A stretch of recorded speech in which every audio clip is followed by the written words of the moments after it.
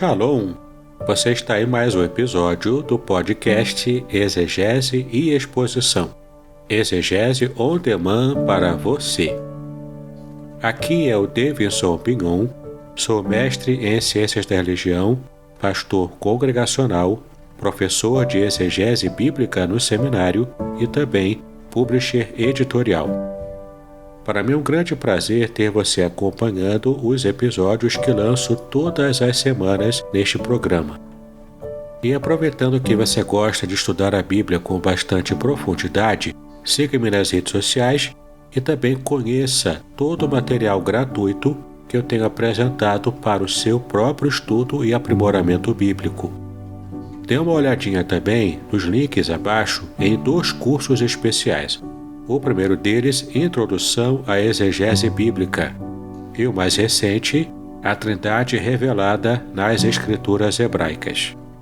E no episódio de hoje você poderá acompanhar uma mensagem muito especial que trará grande enlevo espiritual para a sua vida.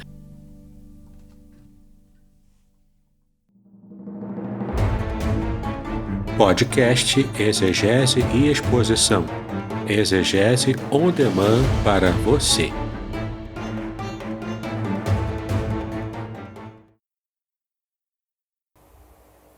Evangelho de João, capítulo 17, nós vamos estar lendo do versículo 18 ao versículo 21. Evangelho de João, capítulo 17, do versículo 18 ao versículo 21, que nós estaremos lendo agora. E a palavra de Deus diz o seguinte: Assim como tu me enviaste ao mundo, também eu os enviei ao mundo. E por eles me santifico a mim mesmo, para que também eles sejam santificados na verdade. E não rogo somente por estes, mas também por aqueles que pela tua palavra hão de crer em mim, para que todos sejam um, como tu, ó Pai, o és em mim, e eu em ti, que também eles sejam um em nós, para que o mundo creia que tu me enviaste. Glórias a Deus, meus amados. Essa é a oração mais importante de toda a Bíblia. A gente percebe aqui a ação do Senhor Jesus Cristo, dando as suas últimas palavras, os seus últimos ensinos aos seus discípulos. É interessante que nas horas mais críticas da vida humana, nós temos a tendência de entender e buscar entender aquilo que é o mais essencial para a nossa vida. Isso acontece em qualquer situação de crise, qualquer circunstância que possa ser um divisor de águas na vida de todo ser humano. Essa semana saiu o relatório do grande site, do grande portal de pesquisas internacional, o Google, e todo ano o Google ele apresenta as suas pesquisas e os seus top 10 das frases, dos nomes mais pesquisados ao longo do ano. E essa semana já saiu. Eu estive, portanto, tendo acesso a algumas das informações e é bastante curioso. É bastante interessante porque o Google, na verdade, ele se apresenta hoje como uma espécie de oráculo da vida moderna, onde as pessoas fazem diversas perguntas a esse site, perguntas e detalhes que muitas vezes a pessoa não tem coragem de falar com alguém da família, com algum amigo mais chegado, até mesmo com um terapeuta. E as pessoas então fazem essas perguntas, muitas vezes até íntimas, ao Google. E desse ano, muito especificamente, uma das perguntas e as maiores buscas que foram feitas no Google foram como ensinar uma criança a ler, como ser criativo numa quarentena, o que é lockdown. Fizeram várias perguntas, inclusive como cozinhar feijão, arroz, como fazer comidas mais básicas. As pessoas tiveram que buscar essas informações e muitos que não tinham esse costume de fazer esse tipo de comida ou esse tipo de envolvimento com as suas crianças ao longo de muitos anos, esse ano teve que se esforçar para poder reaprender a valorizar aquilo que é essencial para a nossa vida, que são os relacionamentos, que são as atividades mais básicas para a nossa sobrevivência. Eu achei bastante curiosa essa pesquisa, esse relatório, na verdade, porque muitas vezes a gente não se dá conta do quanto precisamos estar plenamente focados naquilo que realmente é essencial para a nossa vida. E só quando perdemos o chão, perdemos alguma diretriz para a nossa noção de normalidade, é que a gente se dá conta do quanto precisamos valorizar o que de fato é essencial. O Senhor Jesus Cristo, quando esteve no final da sua vida terrena, ele já havia, nesse momento aqui, algumas coisas Jesus já havia feito. No capítulo 16, ele havia ensinado os seus discípulos sobre quem era o Pai. Se você for ler na sua casa com cuidado, o capítulo 16 de João, você vai ver o ensino que Jesus trouxe sobre o Pai. Aqui no capítulo 17, o Senhor está focando a sua atenção nos últimos ensinamentos que ele estaria dando aos seus discípulos mais próximos, mais imediatamente. E depois de dar alguns ensinamentos, ele apresenta a sua oração, conhecida na tradição cristã como a oração sacerdotal. E nessa oração, ele coloca a sua vida e o seu ministério entregando tudo ao Pai. Ele também fala de algumas coisas importantes, ele fala sobre salvação, ele fala até mesmo sobre segurança de salvação, mas também ele faz a oração. Nessa oração ele coloca os seus discípulos diante do Pai. Então, se no capítulo anterior ele trouxe a imagem do Pai, ele trouxe a revelação do próprio Pai para o conhecimento dos seus discípulos, agora no capítulo 17 o Senhor Jesus está intercedendo ao Pai, como se ele estivesse apresentando os seus discípulos ao Pai, porque ele já sabia que a sua vida humana, a sua vida terrena, estaria chegando já nos seus estágios finais. E então ele faz essa oração pelos seus discípulos, tanto aqueles seus discípulos e mais imediatamente próximos a ele, quanto também aos discípulos que estariam espalhados por várias nações da terra, aqueles que ainda chegariam ao aprisco do Senhor, inclusive cada um de nós, inclusive eu e você, fomos incluídos nessa oração sacerdotal, a oração em que Jesus esteve apresentando os seus discípulos e esteve, na verdade, clamando pela sua igreja que permaneceria aqui na terra enquanto ele já estaria cumprindo a sua missão e o seu papel como Salvador e como Redentor aqui na terra. Nesse momento especial, o Senhor Jesus, então, ele foca naquilo que de fato é básico. Como nós estamos meditando nessa manhã, tudo o que nos leva a entender que uma crise nos força praticamente a valorizar é aquilo que é de fato essencial, aquilo que é o mais importante para a nossa vida. E nessa oração sacerdotal que o Senhor Jesus coloca a sua igreja, coloca o seu próprio ministério, a sua própria vida, o Senhor Jesus faz alguns pedidos. E nós vamos ler aqui alguns desses versículos para que possamos entender esses pedidos que o Senhor Jesus fez para o Pai em favor da sua igreja. E o primeiro versículo, o primeiro pedido, na verdade, está do versículo 1 ao versículo 5 do capítulo 17.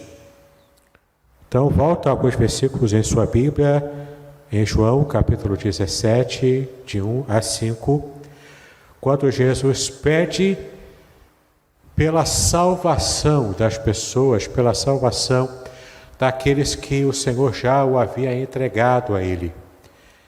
Vamos ler aqui João 17, de 1 a 5, que diz: Jesus falou assim, levantou os seus olhos ao céu e disse: Pai, é chegada a hora. Glorifica a teu Filho, para que também o teu Filho te glorifique a ti. Assim como lhe deste poder sobre toda a carne, para que dê a vida eterna a todos quantos lhe deste, e a vida eterna é esta, que te conheçam a ti só, por único Deus verdadeiro, e a Jesus Cristo, a quem enviaste. Eu glorifiquei-te na terra, tendo consumado a obra que me destes a fazer. E agora glorifica-me tu, ó Pai, junto de ti mesmo, com aquela glória que tinha contigo antes que o mundo existisse. É interessante que ele fala de salvação. E é mais interessante ainda que ele fala sobre essa salvação, que ele clama por essa salvação, e é um clamor direcionado. Essa salvação é apresentada de modo direcionado. Para quem a salvação que Jesus Cristo clama é direcionada? Para aqueles que foram dados a ele.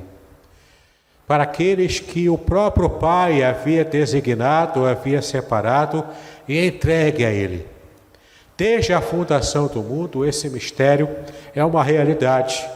O mistério daqueles que o Senhor separou para a salvação, daqueles que ele preparou para glorificá-lo, enfatizando em toda a eternidade a sua bondade, a sua grandeza e a sua misericórdia.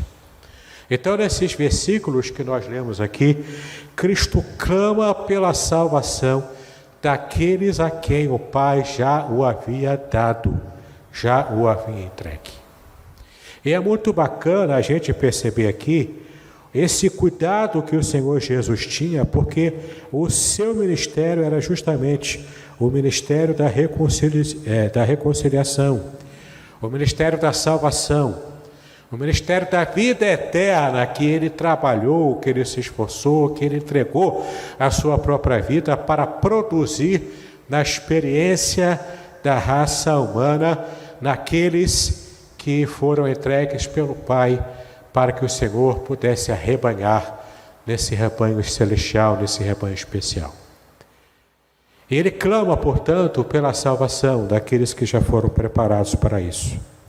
E além disso, do versículo 6 ao versículo 14, o Senhor Jesus faz uma nova etapa no seu pedido ao Pai, nessa oração sacerdotal, nessa oração especial, onde toda a igreja do Senhor é incluída. Do versículo 6 ao versículo 14, o Senhor Jesus clama ao Pai pela segurança da salvação desses que já a receberam. Vamos observar o que o texto diz em como o Senhor Jesus esteve orando. Manifestei o teu nome aos homens que do mundo me deste.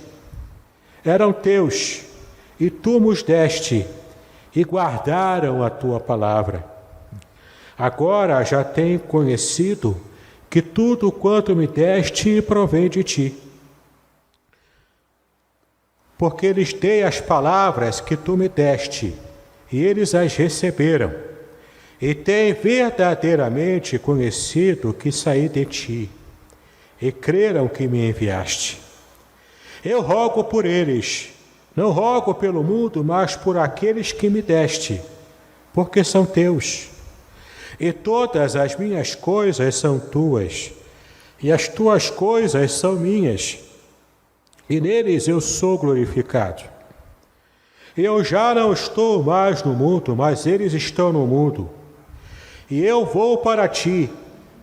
Pai Santo, guarda em teu nome aqueles que me deste, para que sejam um, assim como nós. Estando eu com eles no mundo, guardava-os em teu nome. Tenho guardado aqueles que tu me deste, e nenhum deles se perdeu, senão o filho da perdição, para que a Escritura se cumprisse. Mas agora vou para ti, e logo a minha alegria... Mas agora vou para ti e digo isto no mundo, para que tenham a minha alegria completa em si mesmos.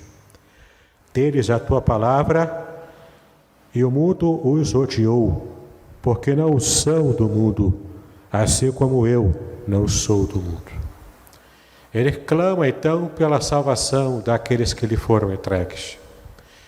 Ele clama ao Pai que dê segurança, que dê fortaleza diante do ódio que o mundo estaria apresentando aos seus discípulos.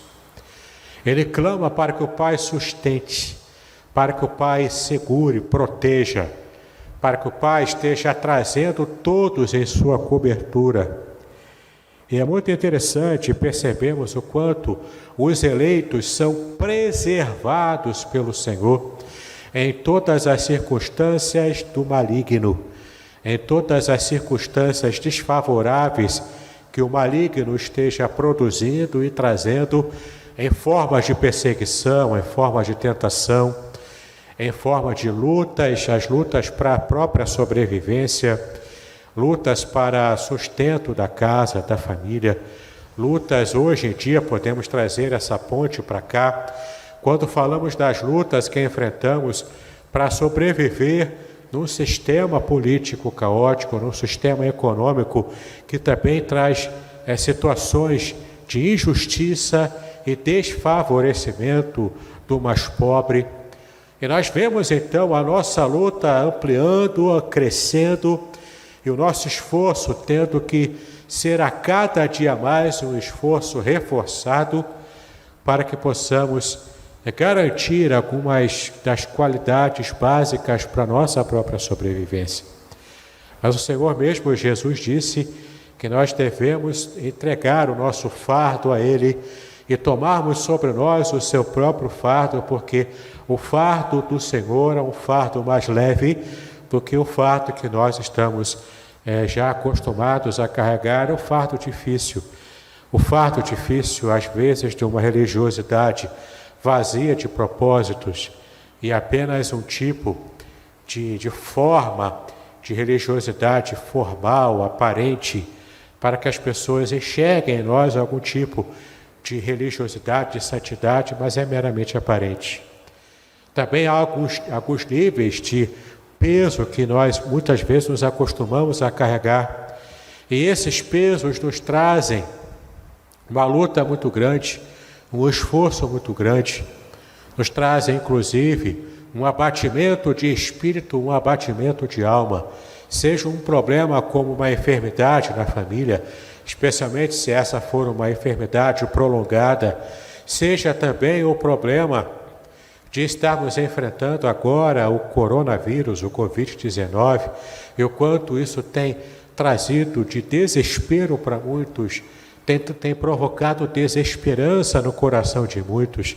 Mas como a própria palavra de Deus diz, nós não somos daqueles que retrocedem, seja diante de uma perseguição, seja diante de um problema físico, seja diante da pobreza, a nossa fé, ela tem que ser inabalável naquele que nos sustenta, naquele que nos abençoa, naquele que nos protege, naquele que cuida de nós, porque Ele é a nossa rocha.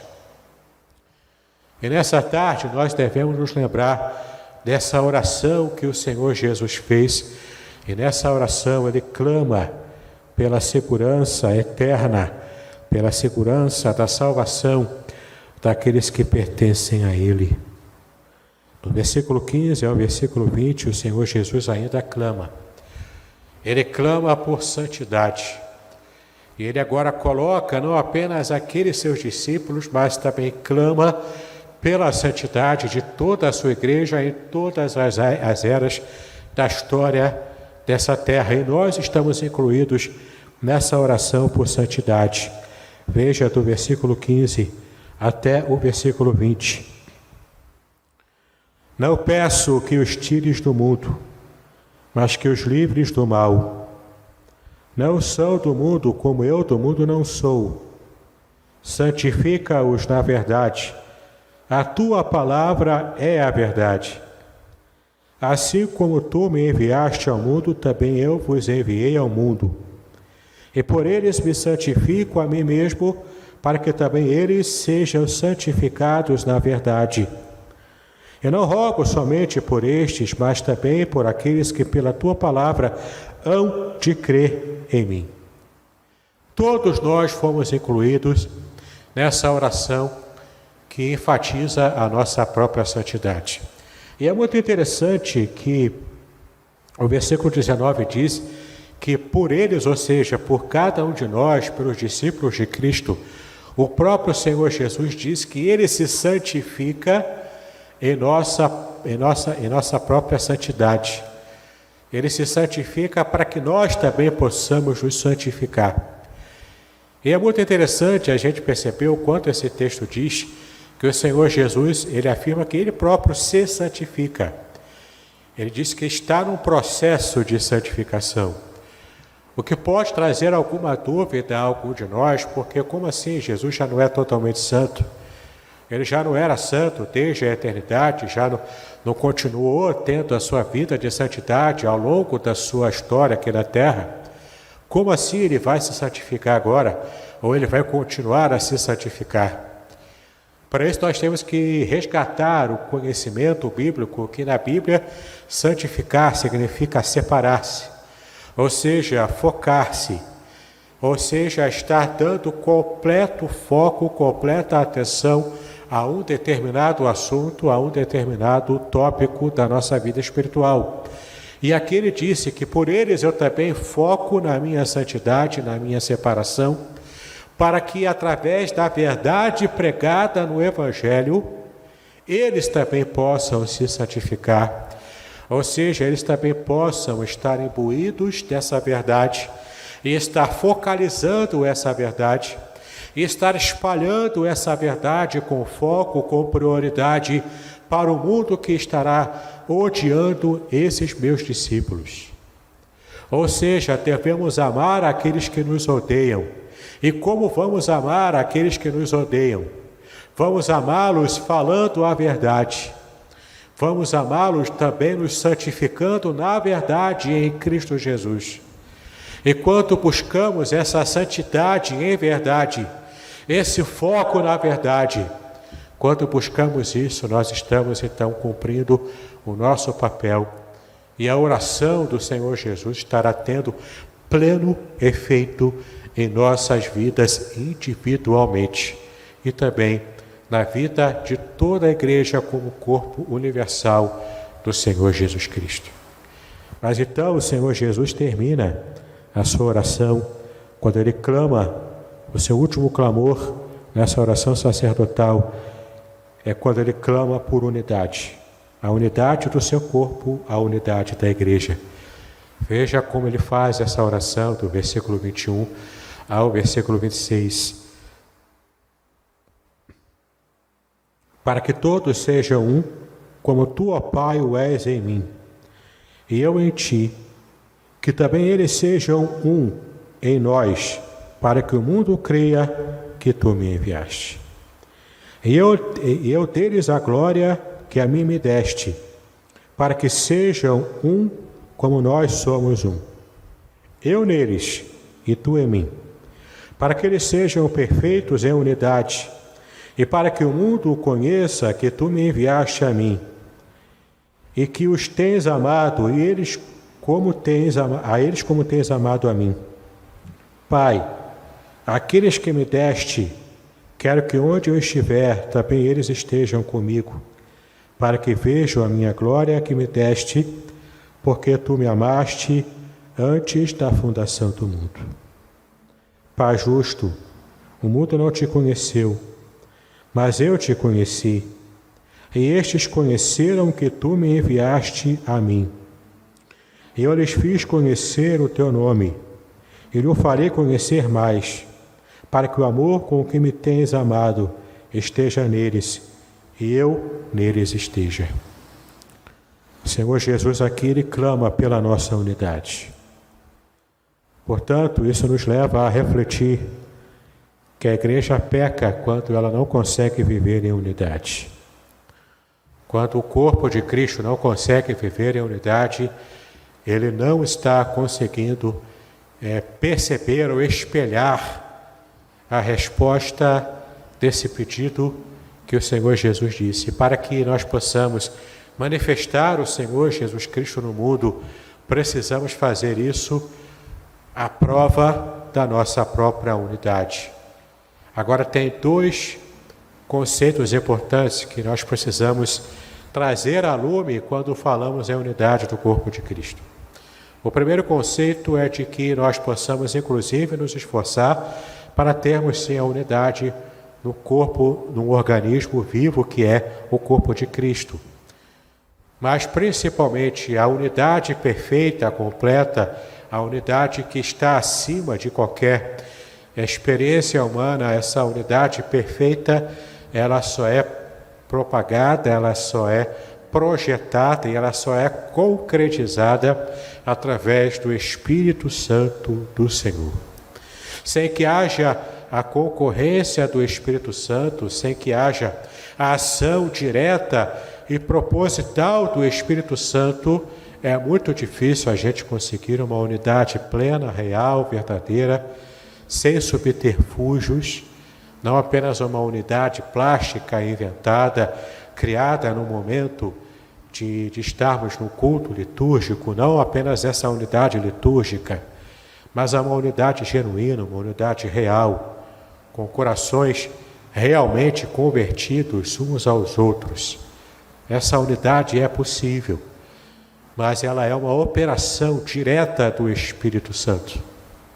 E além disso, essa unidade ela não é projetada na experiência gospel, na experiência evangélica, apenas quando falamos, não, vamos deixar doutrinas que nos separam de lado e vamos viver essa unidade, que seria uma unidade sem ser sincera, seria uma unidade insincera, porque você está fingindo que não está levando a sério questões importantes, inclusive questões muito sérias que envolvem situações doutrinárias.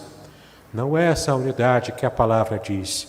A palavra não está dizendo que devemos buscar a unidade a ponto de estarmos ignorando ou deixando de lado questões importantes da fé cristã. Na verdade, não.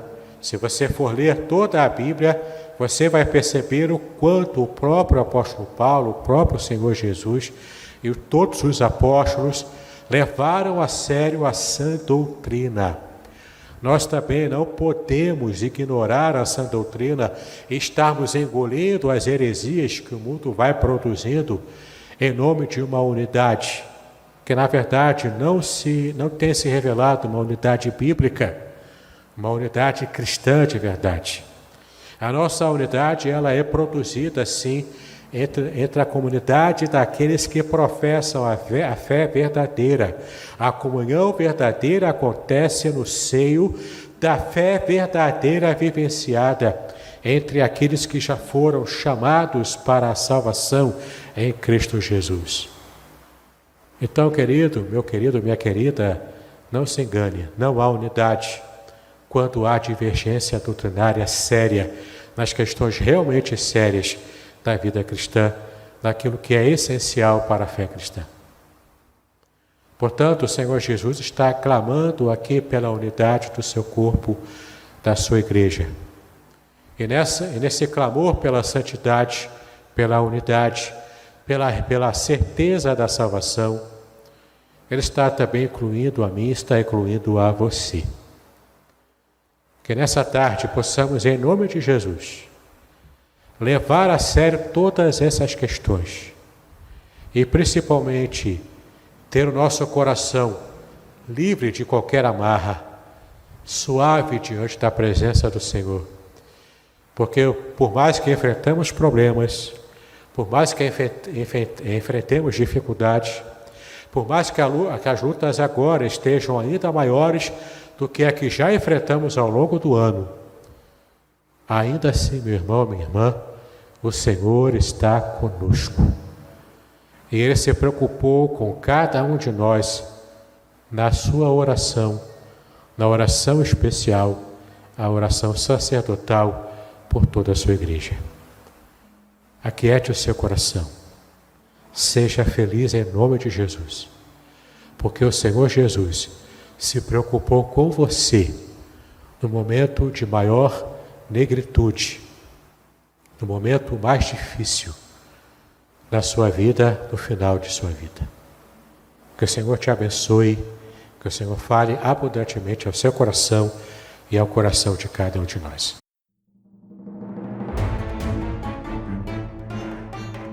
Muito bem, eu espero que você tenha apreciado de verdade todo o conteúdo que apresentamos aqui.